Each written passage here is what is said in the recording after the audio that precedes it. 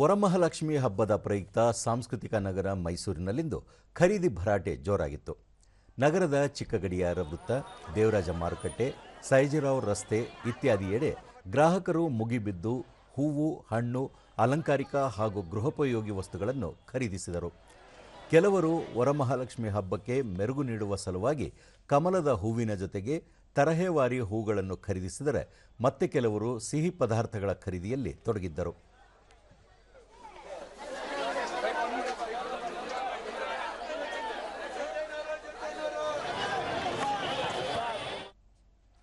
ದೂರದರ್ಶನದೊಂದಿಗೆ ಗ್ರಾಹಕಿ ಭಾರತಿ ಹಬ್ಬವನ್ನು ಸಾಧ್ಯವಾದಷ್ಟು ಚೆನ್ನಾಗಿ ಮಾಡಬೇಕು ಎಂಬ ಆಸೆ ಇದೆ.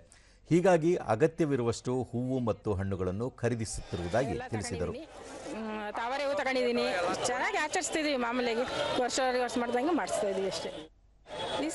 ಮತ್ತೋರ್ವ ಗ್ರಾಹಕಿ ಪುಷ್ಪ, ಕಳೆದ ಬಾರಿಗಿಂತ ಈ ಬಾರಿ ಬೆಲೆಗಳು ಗಗನಮುಖಿಯಾಗಿವೆ. ಆದರೂ ಹಬ್ಬ ಮಾಡುವುದನ್ನು ಮುಂದೂಡುವುದಿಲ್ಲ ಎಂದು ತಿಳಿಸಿದರು. ಅದ್ರ ಪ್ರಕಾರ ಎಲ್ಲರನ್ನೂ ಕರೆದು ಅರಿಶಿನ ಕುಂಕುಮ, ಬಳೆ, ಬ್ಲೌಸ್ ಪೀಸು ಎಲ್ಲರಿಗೂ ಕೊಟ್ಟು ಖುಷಿಯಾಗಿ ಆಚರಿಸಬೇಕು ಅಂದ್ಕೊಂಡಿದ್ವಿ.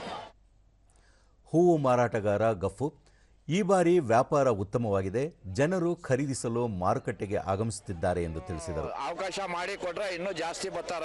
ಹಳ್ಳಿ ಜನನು ಏನೋ ಬಡವರು ಬಕ್ಕರು ಎಲ್ಲ ಬರ್ತಾರ, ಇಲ್ಲಿ ಬಂದೇ ವ್ಯಾಪಾರ ಮಾಡ್ತಾರೆ. ನಮಗೂ ಚೆನ್ನಾಗಿ ವ್ಯಾಪಾರ ಆಯ್ತದೆ.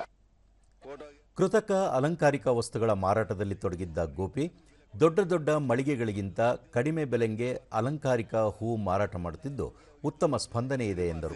ಇದೇ ಬಿಸ್ನೆಸ್ ನಮ್ದು, ಯಾವಾಗಲೂ ವ್ಯಾಪಾರ ಪರವಾಗಿಲ್ಲ. ಈ ನಡುವೆ ಸುಮಾರಾಗಿದೆ. ಜನ ಇನ್ನ ಸೇರಬೇಕು. ಜನ ಸೇರಿದ್ರೆ ಒಳ್ಳೆ ವ್ಯಾಪಾರ ಆಯ್ತದೆ.